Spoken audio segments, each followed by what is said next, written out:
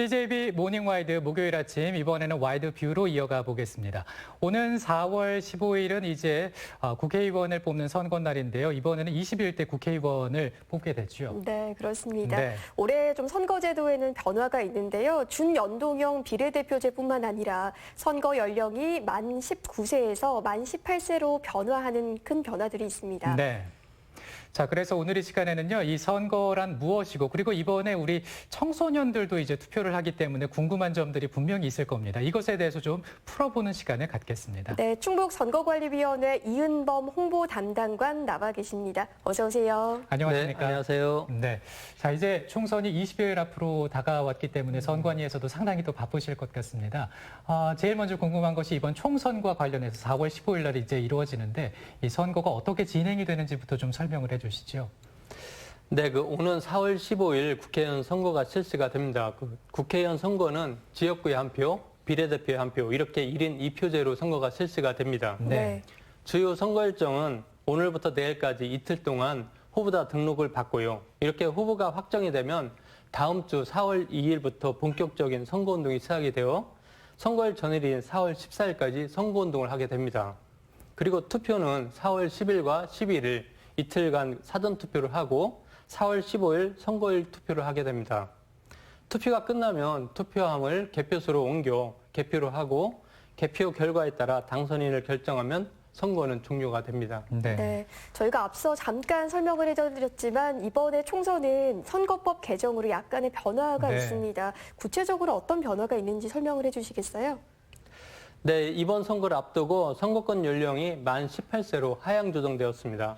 우리나라 선거 연령은 1948년 정부 수립 당시 21세로 시작이 되었고 그 후 60년 20세로 낮춰졌다가 2005년 19세로 다시 하향 조정되었습니다.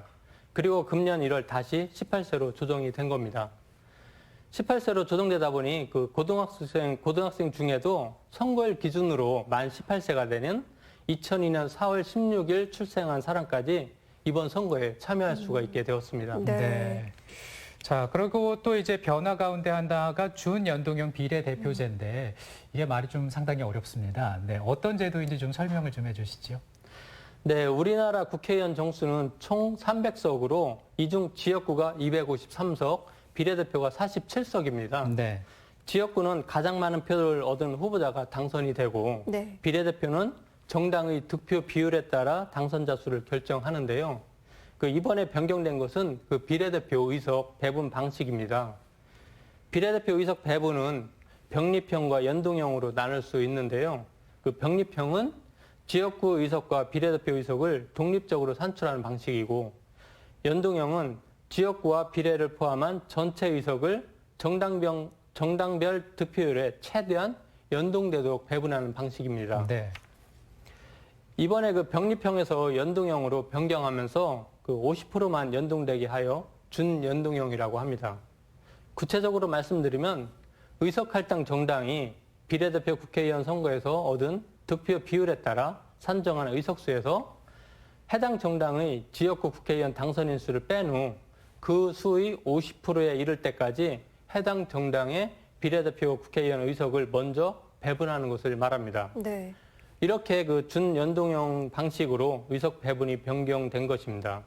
이번에 변경하면서 이번 국회의원 선거의 하나여는 전체를 준연동형 방식으로 배분하는 것이 아니라 비례대표 47석 중 준연동형 방식으로 30석, 기존 병립형 방식으로 17석 이렇게 나누어 배분하도록 부칙으로 정하였습니다. 네. 참고로 선거에 참여했다고 모든 정당이 다 비례대표 의석을 배분받는 것은 아니고요. 네. 지역구 선거에서 5석 이상을 얻거나 비례대표 선거에서 3% 이상 득표한 정당만 비례대표 의석을 배분받을 수가 있습니다. 네. 이 부분은 변동이 없습니다. 네, 준연동형 비례대표제에 대한 말씀 해주셨고요. 그리고 이제 만 18세 이상의 유권자라면 선거운동이 이제 가능하지 않습니까? 어떤 선거운동을 할 수가 있는 겁니까? 네, 공무원 등 선거운동을 할 수 없는 사람을 제외하고 유권자라는 누구나 선거운동이 가능합니다. 네.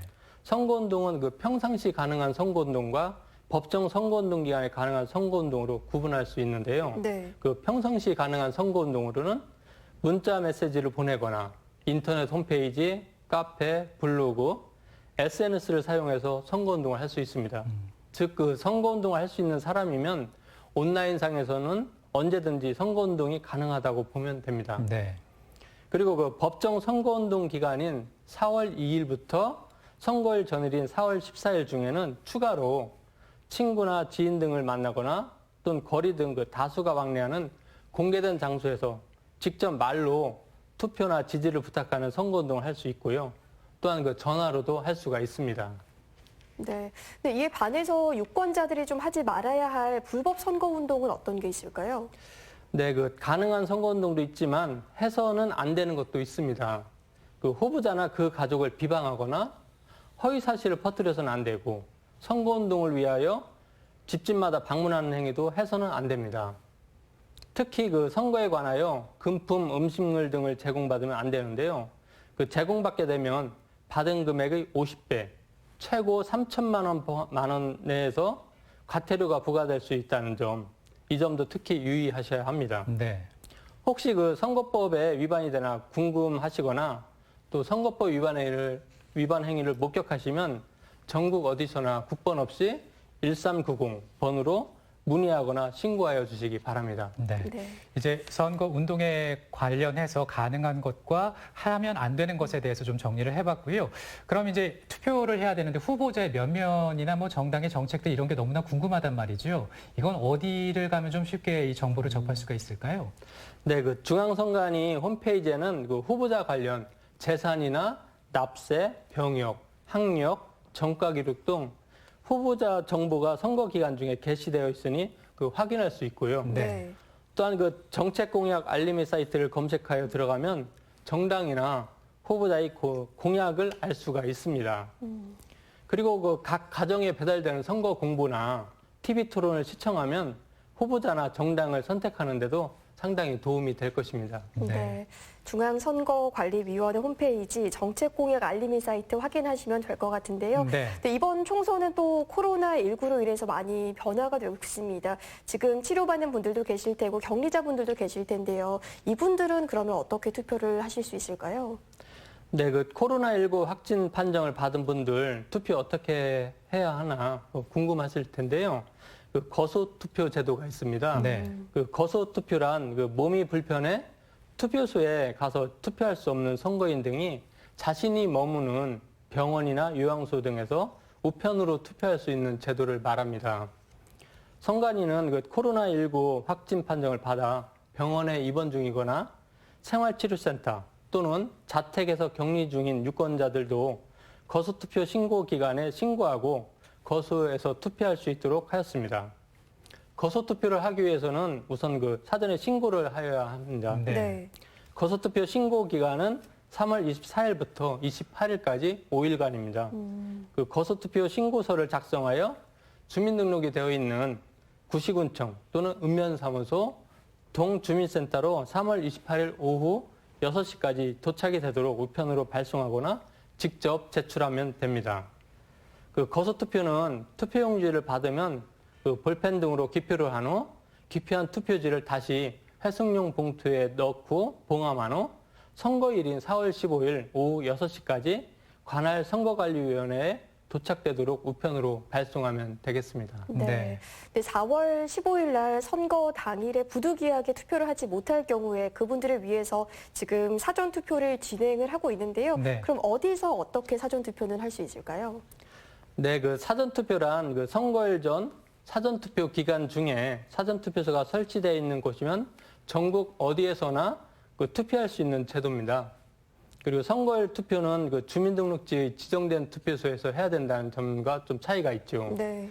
네, 그 사전투표는 선거인이면 누구든지 할 수가 있고요. 따로 뭐 신고할 필요도 없습니다. 네. 그리고 사전투표 기간 중에 그 가까운 사전투표소에서 신분증만 가지고 가시면 투표를 하실 수가 있습니다. 그리고 이번 선거 사전투표 기간은 4월 10일 금요일, 11일 토요일 이틀간이며 투표 시간은 오전 6시부터 오후 6시까지입니다. 그 사전투표소는 공직선거법에 따라 전국 읍면동마다 한 개소씩 설치가 되는데요. 네.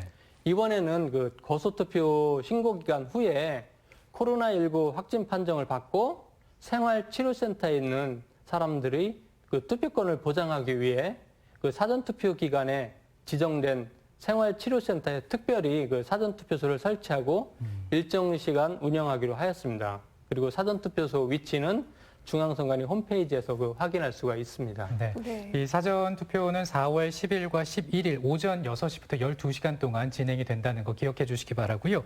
근데 이제 사실 코로나19라는 이슈가 있기 때문에 이 선거날 많은 분들이 또 걱정을 하실 것 같습니다. 많은 사람들이 모이니까 말이죠. 이에 대해서는 어떤 대비를 하고 계십니까? 네, 그 선관위는 그 코로나19 감염을 우려하여 투표소에 나오지 않는 유권자가 없도록 투표소 운영에 대한 안전 대책을 마련했습니다. 네. 그 사전 투표소와 그 선거일 투표소에 대해서 투표 전날 그 방역 작업을 실시할 예정이고요. 그리고 투표소에 오는 선거인은 그 마스크를 착용해야 하고 그 투표소 입구에서 발열 체크를 받고 또 비치된 소독제로 손 소독 후 일회용 비닐 장갑을 착용하고 투표소에 들어가야 합니다.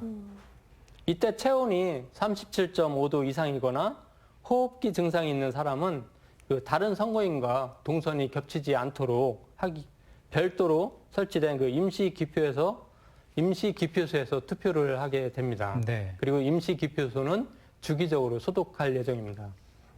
그리고 모든 투표 사무원과 참관인은 그 선거인 간의 접촉을 최소화하고 마스크 및 위생 장갑을 착용하고 선거인이 접촉하는 모든 물품, 장비, 출입문 등은 수시로 소독할 겁니다.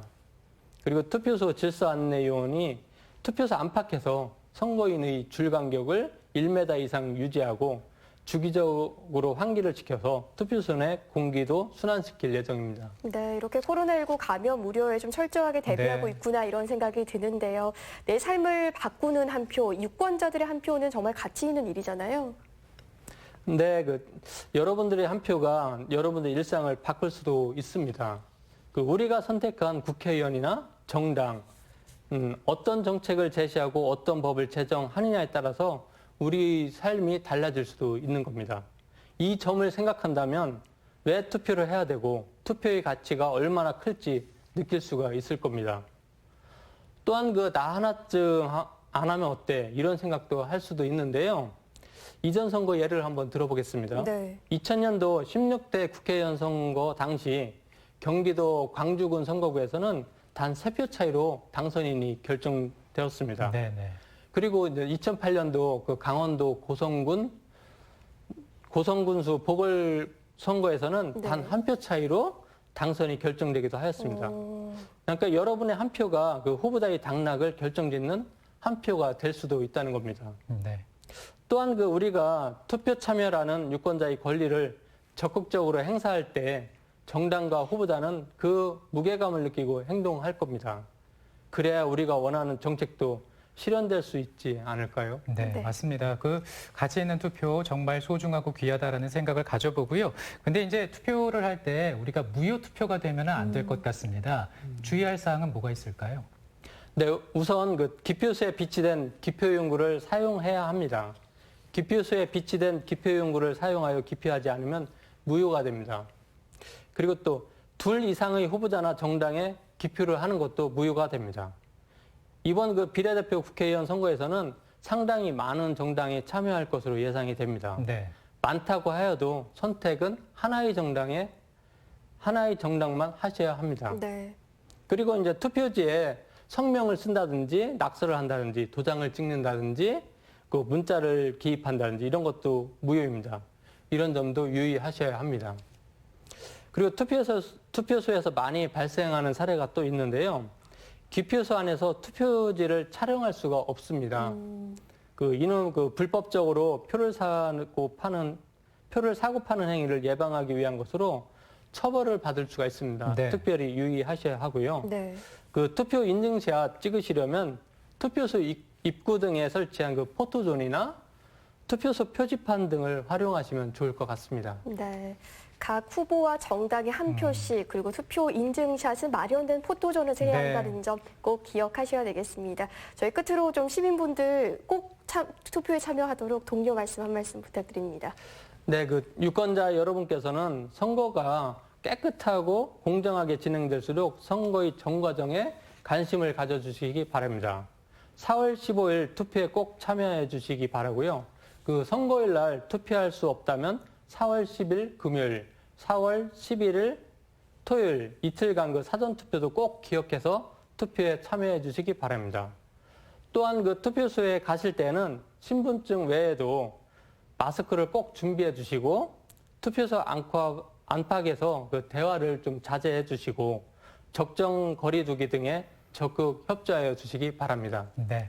그 코로나19라는 어떤 그런 이슈에 대해서 좀 유연하게 대응을 하면서 우리 지역에서 일할 수 있는 그런 일꾼을 뽑는 자리입니다. 이 후보자들의 면면, 정당의 정책들 꼼꼼하게 살피셔서 투표 꼭 동참해 주시기 바랍니다. 네, CJB 와이드뷰 시간에는요, 충북 선거관리위원회 이은범 홍보 담당관과 다가오는 4.15 총선에 대해서 이야기 나눠봤습니다. 오늘 말씀 고맙습니다. 고맙습니다. 고맙습니다. 오늘의 주요 뉴스입니다. 충북의 코로나19 확진자 중 76%는 집단 감염과 연관된 것으로 분석됐습니다. 인구 10만 명당 환자 수는 충북이 전국 17개 시도 가운데 10번째로 많습니다. 코로나19로 단속이 소홀한 틈을 타 음주운전이 기습을 부리고 있습니다. 경찰은 도내 유흥가를 중심으로 선별적 음주 단속을 강화하고 있습니다. 어린이 보호구역 내 교통안전을 위한 일명 민식이법이 어제부터 시행됐습니다. 하지만 도내 스쿨존에 무인 단속 카메라가 설치된 곳이 3.3%에 불과할 정도로 준비가 미흡합니다. 당의 본청 배제 반발에 무소속 출마를 선언했던 더불어민주당 오재세 의원이 불출마를 선언했습니다. 미래통합당 공천을 받지 못한 김양희 예비후보가 청주 흥덕선거구 무소속 출마를 선언했습니다. 청주시는 시보건소와 정신건강복지센터를 통해서요, 코로나19 확진자와 격리자, 의료진 그리고 일반인들의 심리적 안정을 지원하는 심리 지원을 한다고 합니다. 그렇습니다. 확진자와 가족 같은 경우에는 국가 트라우마 센터나 국립정신병원에서, 자가격리자와 일반인 같은 경우에는 지역 정신건강복지센터에서 평가를 한 뒤에요, 고위험군으로 선별이 되면 국가 트라우마 센터로 연계가 된다고 하네요. 네, 코로나19로 인한 심한 불안감이나 스트레스를 힘든 시민분들은요, 24시간 핫라인 또는 정신건강복지센터의 상담을 받을 수 있다고 합니다. 네, 저희는 다음 주 월요일 이 시간에 7시 35분에 또 인사드리겠습니다. 시청해주신 여러분 고맙습니다.